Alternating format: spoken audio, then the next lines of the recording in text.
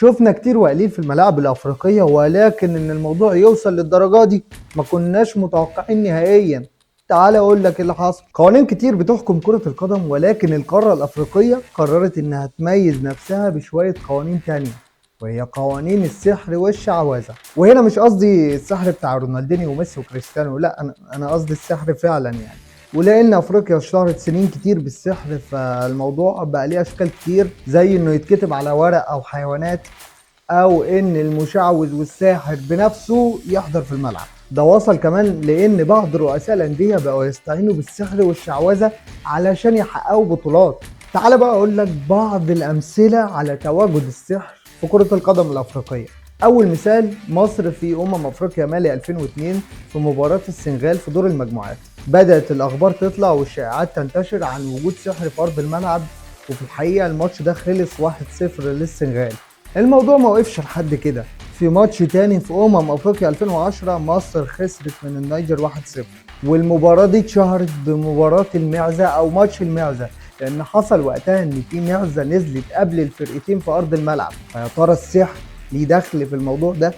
طب يا عم زهقتنا بمنتخب مصر، هو مفيش غير منتخب مصر اللي بيحصل معاه كده؟ الناس كده هتشك ان انت بتصيح. لا، تعالى اقول لك بقى على حادثه تانية بين منتخبين تانيين غير منتخب مصر.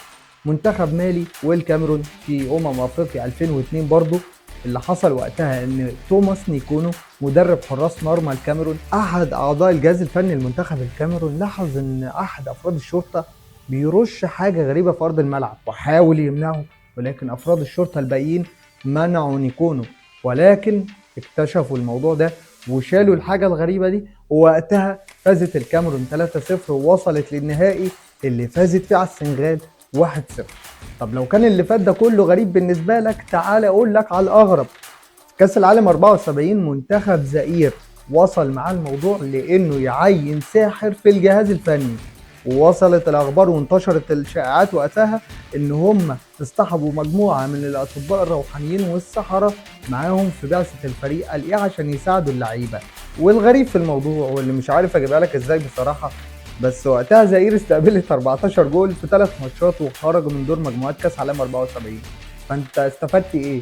اللي فات ده بقى كله كوم، واللي انا هقوله لك دلوقتي كوم تاني خالص. عبيدي بيليه قائد منتخب غانا قال لك انه من 92 ل 98 منتخب غانا استعان ببعض السحرة في بعض المباريات. طب على شكل ايه يا عم عبيدي بيليه؟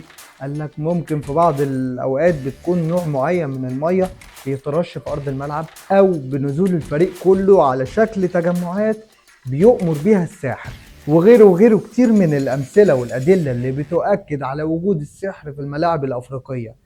بس السؤال هنا، هل فعلا في سحر في الملاعب الافريقيه، ولا ده مجرد اوهام بتوهم اللعيبه علشان يساعدهم في تقديم افضل ما عندهم ويحسوا انه في قوه خفيه بتشتغل لصالحهم؟